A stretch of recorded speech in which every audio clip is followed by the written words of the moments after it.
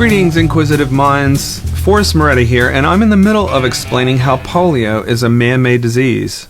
This is part 3, where things really start to get interesting.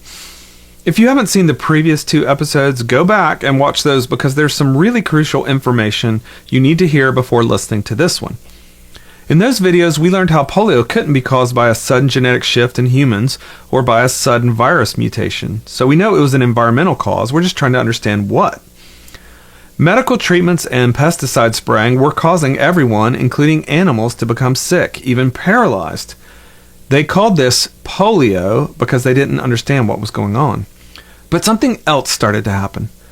The 3 polio viruses actually started to cause problems. They started paralyzing people. Why?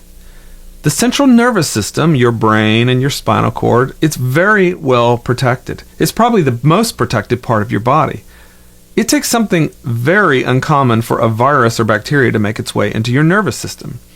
You've heard of tetanus, a bacterial infection of the nerves. It takes a deep skin puncture to be able to get into your nervous system. Without that wound, without that path into your nervous system, it's just a harmless bacteria.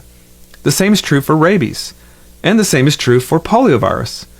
Harmless outside your body, inside your nervous system, they can be bad. The poliovirus typically lived in your intestines, where you developed immunity to it without even knowing you'd gotten an infection. In a natural state, it's a fairly harmless virus. But something happened that allowed this virus to start making its way into our nervous system, where it could actually do damage. What happened? Why did the poliovirus start paralyzing people in the late 1800s, when it apparently had never done so before? There are 3 main reasons polio is a man-made disease, and I want to go ahead and get 2 of them out of the way. The first one is a strange one. Shots, injections, vaccines. If a deep skin puncture could drive the tetanus bacteria into your nervous system where it might do some damage, the same held true for the poliovirus. Doctors even have a name for it: provocation polio. If you happen to have one of the 3 polioviruses on your skin somewhere, which was common, and you got a shot or a vaccine, it could drive the poliovirus, or a number of other viruses, into your nervous system where it would start to multiply and cause a localized paralysis that could sometimes travel through your nervous system all the way into your spinal column, where it could cause some real problems. Like I said, doctors knew about it and even knew not to give shots during the summer when the poliovirus seemed to be more plentiful. So they'd wait until after summer had passed to administer shots to avoid the risk of provocation polio. Luckily, this wasn't very common, and if you did get polio this way, it was usually localized to the injection site. Not always, but usually. If you see news stories of mystery polio-like paralysis that happen, usually during the fall when every kid is getting their shots for school, it's probably provocation polio.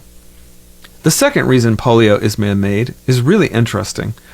When they were developing the vaccine for polio, they had a hard time paralyzing the monkeys with the poliovirus. The only way they could reliably do it was to inject the virus directly into their nervous system, which wouldn't help them determine if the vaccine worked, because the body's main defense against polio was in the intestines. Save that for later. It's important. Okay, they were trying to find a way to simulate a more natural infection route. So Albert Sabin, one of the original polio vaccine inventors, removed a monkey's tonsils, then sprayed some poliovirus into its throat. Bam!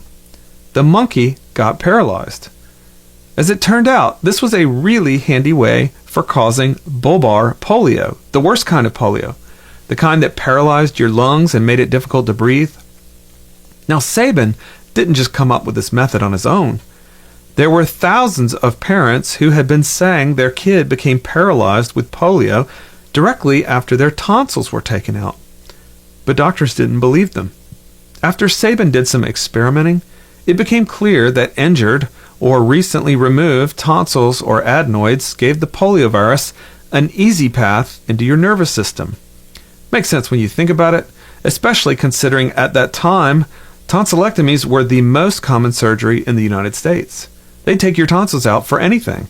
If you were clumsy, or if you weren't doing well in math, or to prevent arthritis. Everyone's tonsils were being removed, typically during the summer when school was out. Doctors have since come up with the novel idea that perhaps the tonsils were there for a specific reason, even if we don't understand what. But unfortunately, back then, they didn't realize this new procedure, like shots or vaccines, was inadvertently giving the poliovirus a free ride into the nervous system. So those are two of the man-made things that were causing the formerly innocuous poliovirus to paralyze human beings: injections and tonsillectomies. What about the third? The third is the most important because it was causing far more suffering than the other two. I'm Forrest Moretti, and I'm going to tell you about the main reason polio started paralyzing humans in the next episode.